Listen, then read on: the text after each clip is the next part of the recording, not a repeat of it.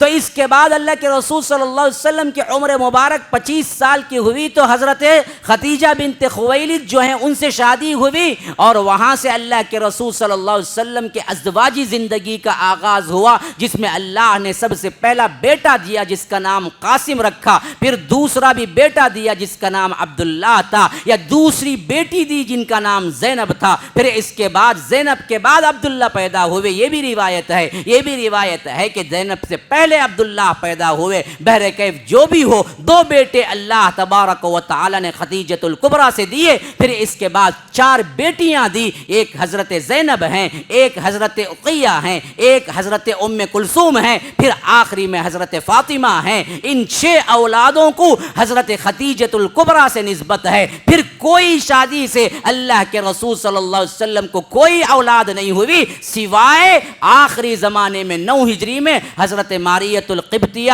جو لونڈی بن کے آئی تھی، اللہ تبارک و تعالی نے انہیں یہ شرف بخشا کہ اللہ کے رسول صلی اللہ علیہ وسلم نے انہیں آزاد کر کے نکاح کیا، تو ان کے بطن سے ایک لڑکا پیدا ہوا جس کا نام اللہ کے رسول نے اپنے باپ دادا ابراہیم کے نام پہ ابراہیم رکھا، اور وہ بھی چند مہینوں میں انتقال کر گئے۔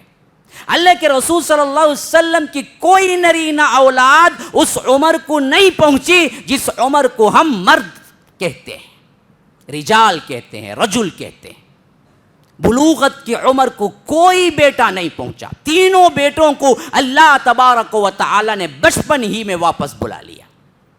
اسی واسطے اللہ تبارک و تعالی فرماتا ہے سورہ احزاب میں، ما کان محمد ابا احد من رجالکم، محمد الرسول اللہ صلی اللہ علیہ وسلم تمہارے مردوں میں سے کسی کے باپ نہیں ہیں۔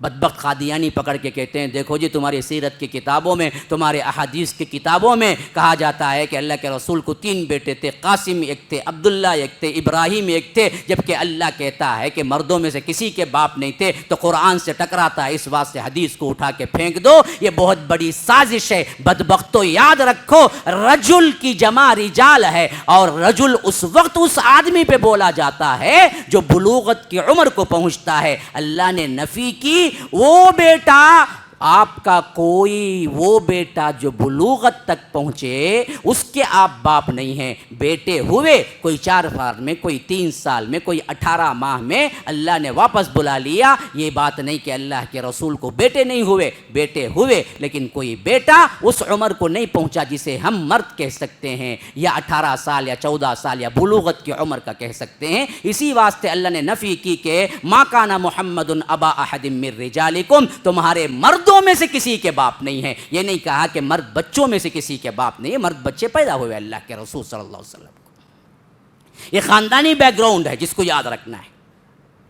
شیعہ کتنے گئے گزرے ہیں، لیکن پھر بھی آپ ان سے پوچھ لیں کہ 12 ان کے خلفاء کون ہیں، 12 امام کون ہیں، وہ نام بولے گا۔ ہماری بدبختی یہ ہے کہ ہم کو 4 خلیفوں کے بھی نام معلوم نہیں ہیں، اللہ کے رسول کی 4 بیٹیوں کے بھی نام معلوم نہیں ہیں، اللہ کے رسول صلی اللہ علیہ وسلم کی بیویوں کے بھی نام معلوم نہیں ہیں۔ حیف نہیں ہے؟ کس پستی میں گرے ہوئے ہیں؟ وہی گانے ہیں، پکچر ہیں، 10 پکچر یاد ہیں، 10 گانے یاد ہیں۔ لا حول ولا قوت الا باللہ۔ اللہ کے رسول صلی اللہ علیہ وسلم کا خاندانی پس منظر یاد رکھتے ہوئے آگے میں آپ کو لے جاتا ہوں کہ جب اللہ کے رسول صلی اللہ علیہ وسلم کی عمر مبارک 40 کے قریب ہوئی تو اللہ کے رسول صلی اللہ علیہ وسلم ایک طرح کے دنیا سے بیزار اور گوشہ نشین ہو گئے، تنہائی پسند ہو گئے۔ غار حرا جو اپنے گھر سے 3 میل دور تھا، ایک پہاڑ کی چوٹی پر تھا، ایک پہاڑ، اس کے اندر ایک غار۔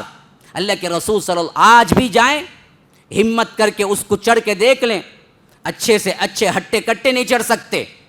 40 سال کی عمر میں وہاں جا کے پھر اکیلے کئی دن رہ کے اترنا، وہ صرف محمد الرسول اللہ صلی اللہ علیہ وسلم کا کمال ہے۔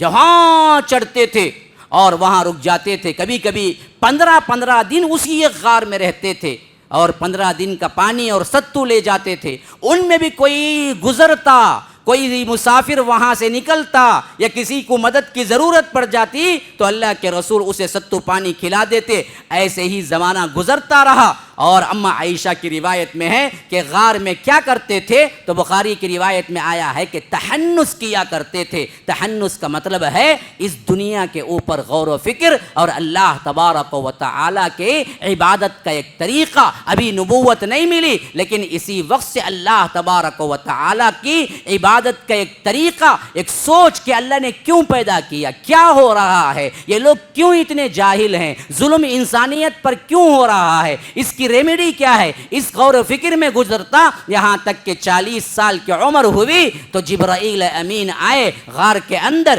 کہا کہ اقرا۔ اللہ کے رسول نے فرمایا ما انا بقارئ، میں پڑھا ہوا نہیں ہوں، کہ اللہ کے رسول صلی اللہ علیہ وسلم کو جبرائیل نے دبوچا، گلے لگایا، پھر چھوڑا، پھر کہا کہ اقرا، کہا کہ ما انا بقارئ، پھر دبوچا، پھر گلے لگایا، پھر چھوڑا، پھر کہا کہ ما اقرا ما انا بقارئ، پھر دبوچا، پھر پکڑا، یہاں تک کہ اللہ کے رسول کہتے ہیں کہ اتنا دبایا کہ مجھے درد کی وجہ سے اپنی جان کا خوف محسوس ہونے لگا، پھر چھوڑا، کہا کہ اقرا بسم ربک الذی خلق خلق الانسان من علق اقرا وربک الاکرم الذی علم بالقلم علم الانسان ما لم يعلم۔ یہ اقرا سورہ علق کی 5 آیات سب سے پہلے وحی کے الفاظ ہیں جس میں ہمیں پیغام دیا گیا ہے کہ اب جہالت نہیں چلے گی، اب کائنات کے لوگ جاہل نہیں رہیں گے، اگلا پورا زمانہ محمد الرسول اللہ کے امتیوں کا علم پر مبنی ہوگا۔ یہ نبی امی جن کو لکھنا پڑھنا نہیں آتا، اللہ خود کہتا ہے وما كنت تتلو من كتابه من قبله من كتاب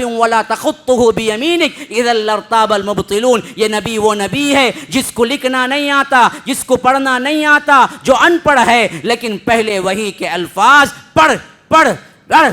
اصل پیغام کیا دے رہے ہیں؟ پیغام یہ دے رہے ہیں کہ یہ نبی امی ہے، لیکن اسی امی نبی سے امت میں علم پھیلے گا، اور امتی کے لیے لازم چیز ہے کہ وہ سب سے پہلے علم حاصل کرے۔